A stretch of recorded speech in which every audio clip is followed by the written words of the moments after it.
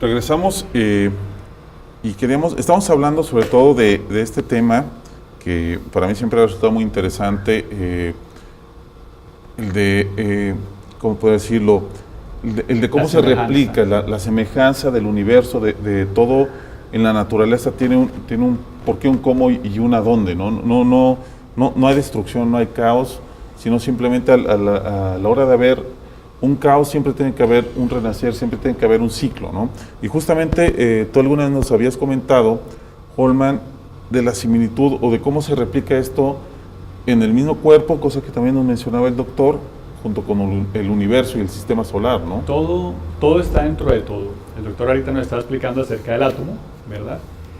Hablemos del átomo. El átomo A, definamos primero la etimología de la palabra en griego, A, que significa sin, tomos, significa división. Los griegos creían que no tenía división, o por eso su nombre, pero ya después nos dimos cuenta que sí tiene división y que se fracta mucho más. El tema del átomo es una partícula que tiene un núcleo, como lo explicó el doctor, y alrededor de ese núcleo electrones, es decir, partículas de carga negativa girando alrededor de ese núcleo de carga positiva. Ese modelo del átomo es exactamente idéntico e igual al que tiene el Sol con sus planetas. El Sol alrededor gira Mercurio, después como sacaría el electrón de ahí, del segundo orbital sería Venus, el tercero la Tierra, el cuarto Marte, Júpiter. El sistema solar se repite en el átomo y el átomo se repite en el sistema solar y son exactamente las mismas leyes, quienes lo señalan, en la misma réplica y el mismo concepto. Entonces, nuestro cuerpo, para tener un dato de eso, dice que está compuesto de alrededor de 75.000 billones de células y en cada célula alrededor de 1 millón de átomos. Entonces, pueden calcular la idea de qué tan pequeño es un átomo, casi invisible, pero sí es visible, y solamente visible a microscopio electrónico, pero cuando lo observaron a microscopio electrónico se dan cuenta que es exactamente igual a la réplica del sistema solar. Y todo se va repitiendo en el universo, en lo macro. Y eso replica en las galaxias, y eso replica en el universo. Y de hecho... Y todo el movimiento, como dijo también. Exactamente, y eso es lo que ha llamado algunos científicos modernos que se han dedicado a observar los confines de la galaxia, a que ellos mismos refieren a que entre más investigan es como más conocer a Dios, digámoslo por una manera, ¿no? O sea, el contemplar ese universo, esa materia en movimiento, te da a entender estas ideas de que todo es constante, siempre todo está en expansión, de que el universo no se está preparando por un fin, el universo crea, se expande, se mueve. Es que los universos, las galaxias, todo lo manifestado está sujeto a las mismas leyes. El universo se expande y se contrae, se expande y se contrae, late, sí. Siempre late, ¿no? Al llegar a este punto, pues pienso que es importante plantear que en realidad en los universos solo existe una materia conformadora. Hay una sustancia matriz que es la que lo conforma todo, ¿no? Es un poquito lo que mencionaba Einstein, ¿no? De la energía no se crea ni se destruye, solo se transforma. Podríamos buscar que dentro podría ser esa materia, podría ser esa sustancia... Se deriva de ahí, precisamente. Es decir, lo que sugería Einstein, que en realidad no fue Einstein quien hizo este principio, ¿no? Pero bueno, lo que se sugiere es que en los universos todo es lo mismo siempre. Esa sustancia matriz que lo genera todo, pues se comporta de manera muy parecida. Imaginaros un crisol donde estamos haciendo una papilla de avena, ¿verdad? Y vamos a imaginar que la avena es el universo. Un crisol es un recipiente. Un recipiente, sí. Ese recipiente, esa olla, en esa olla estamos haciendo una papilla de avena, pero se da la circunstancia que por la acción de ciertas fuerzas, la avena a veces forma grumos. Grumos que se pueden sacar con una cuchara, los grumos están apelmazados, son más densos, ¿no? Pero podríamos decir nosotros que esos grumos no son de avena, o sí son de avena. ¿Son de avena? Digamos, son. Exactamente, ¿no? Tendrían que ser Siguen de avena. siendo de avena. Exactamente. Pero están más compactados, ¿verdad? Son más densos, pero también de avena. Esos grumos son las manifestaciones de la realidad. Este libro es un grumo, vosotros sois grumos, yo también, esta mesa es un grumo, todo es grumo, ¿no? Es decir, en las manifestaciones de la realidad, las grandes divisiones y las grandes diferencias se producen al final del proceso, no al principio.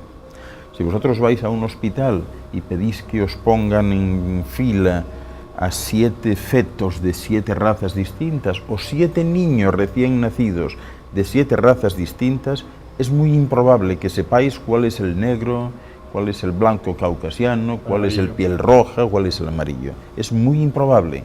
Eso sucede igual que con la mitosis celular. A medida que entras en complejidad, entran las diferencias. Pero antes no. Claro. Antes no. Es lo mismo, la realidad manifestada no es exactamente como se percibe. Vosotros podéis pensar que estáis sentados ahora aquí. En la realidad de la llamada física cuántica no estáis sentados, estáis levitando. Porque vuestra estructura atómica no toca la silla, sí, no claro. La puede tocar. Por tanto, estáis levitando, ¿no? Pero la sensación que tenemos es de que estamos cómodamente sentados y tocando la silla. O sea, la realidad no es exactamente así. Y eso tiene que ver con las dimensiones.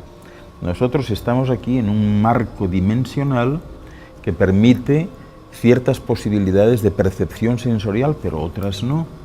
Es decir, sabemos, por ejemplo, que a nivel visual, una persona normal no capta nada del infrarrojo, ni capta nada del ultravioleta, ¿no? Pero están ahí. Y sabemos que algunos animales sí. Sabemos que ciertos aromas, ciertas fragancias no se captan bien, ¿no? Por ejemplo, los seres humanos no captan bien el aroma del peligro o el aroma de la felicidad.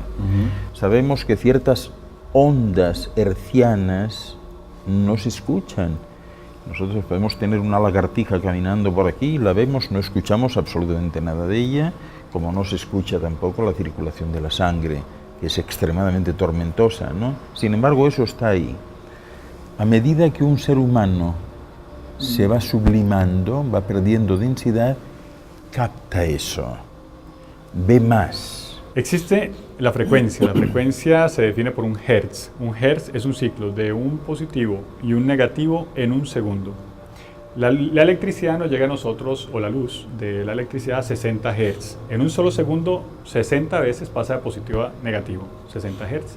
Resulta que nosotros, como lo explicaba el doctor, tenemos un espectro visible. El espectro visible se define lo que tú puedes ver. A lo que vibran las pupilas de tus ojos, lo que vibra la vibración de tus ojos es lo que tú puedes ver.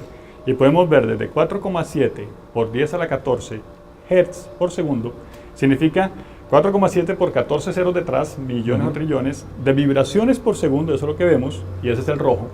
Hasta 7,2 por 10 a la 14 millones, esos 14 ceros, ¿verdad? Sí. Que son trillones de vibraciones en un segundo. Ese es el violeta. Nosotros solo podemos ver del rojo al violeta, nada más. Por encima del violeta hay más vibraciones que no las vemos. El ultravioleta, como los rayos del sol, ¿verdad? Que nos quema el ultravioleta. El infrarrojo, que ven las serpientes, como nos comentaba el doctor, que solo ven el calor del cuerpo, que nosotros emanamos una radiación infrarroja, no la vemos. Y las ondas de radio, de televisión, la onda que llega al celular, nadie ve la onda que va para el celular, ni tampoco la onda que va para el radio, ni para la computadora, ni las emanaciones. Cuando dice el doctor, nos densificamos, llegamos más al punto del rojo, ¿verdad? Que es un punto más denso, pero podríamos llegar más al punto del violeta, pero podríamos ampliarnos dentro de las otras gamas que no sentimos, que es cuando entramos al mundo de las vibraciones. Ver que el color tiene sonido, aunque parezca muy loco, y que el sonido tiene color. Ver que hay otras dimensiones que podríamos ver el calor corporal, el aura, las vibraciones, que es cuando el doctor nos está explicando, entrar a otras dimensiones o a otras densidades menos densas, que es del 4,7 al 7,2 que expliqué antes. Entonces, salirnos del espectro visible es lo que nos está explicando. Y justamente tocando los temas de esta, y ya entrando en el tema de la densidad, ¿cómo uno pierde densidad? ¿Cómo uno entra a esas dimensiones? ¿Cómo uno puede vibrar esas velocidades? En realidad todo el mundo lo sabe, lo que pasa es que depende mucho de lo que hablábamos al principio, de la antigüedad que uno tenga. Es decir, todo el mundo viene equipado de igual manera, pero no todos tienen las mismas necesidades, ¿no? el preescolar no tiene la misma necesidad que el doctor, ¿no? Son necesidades distintas, ¿no? Y en base a eso, pues yo podría comentar que lo que hace perder densidad es básicamente todo lo que tenga que ver con ese fluido que aquí llaman del amor, ¿no? Cuando se entra en esa vibración, todo el mundo sabe que se pierde densidad, que uno se convierte en un ser más sutil, ¿no? Que genera unos efluvios que le elevan y hasta la forma de expresión cambia. Cuando alguien le pregunta a un muchacho que ¿por qué vino tan rápido en un momento dado a la casa? Pues a lo mejor el muchacho dice, es que he venido volando porque Marisa me ha dicho que viene conmigo el viernes al cine, ¿no? Y eso le ha producido un estado de luz tan especial que él siente que ha ido volando, ¿no? Que vence la materia. O a veces le preguntan, y bueno, ¿y cómo sentiste tú cuando ella te dio el sí? Cuando ella aceptó, ¿cómo te sentiste? Y es muy habitual que digan, me sentí en las nubes, ¿no? Es decir, hay una sensación de plenitud, de que pierdes densidad, ¿no? ¿Qué es lo que hace, por tanto, que uno pierda densidad? Deberíais imaginar que el ser humano es como un globo aerostático que está amarrado con cables a la tierra y con bolsitas de lastres, ¿no? De arena. Se necesita cortar los cables y soltar ciertas bolsas para que el globo ascienda. ¿Cuáles son esos lastres? Todo el mundo lo entiende. Orgullos, vanidades, prejuicios, apegos, razones, inhibiciones, críticas a los demás, juicios a los demás, ¿no? Todo eso son los lastres. Soberbias, ¿verdad? Prestigios, frenos, inhibiciones. Un tipo de banalidades, digamos, que muchas veces no tienen sentido, ¿no? Sí, todo eso ata a la densidad. Entonces, la única manera de subir, de aumentar de ese tono frecuencial es evitando eso, saliendo de eso, ¿no?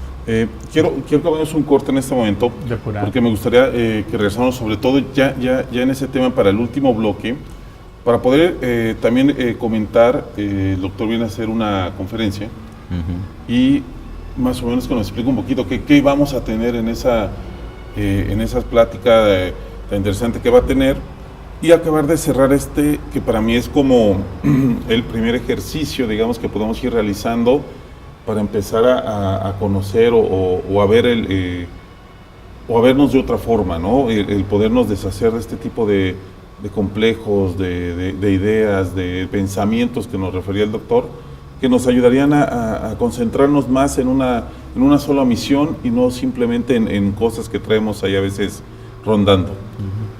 Vamos a un corte, regresamos.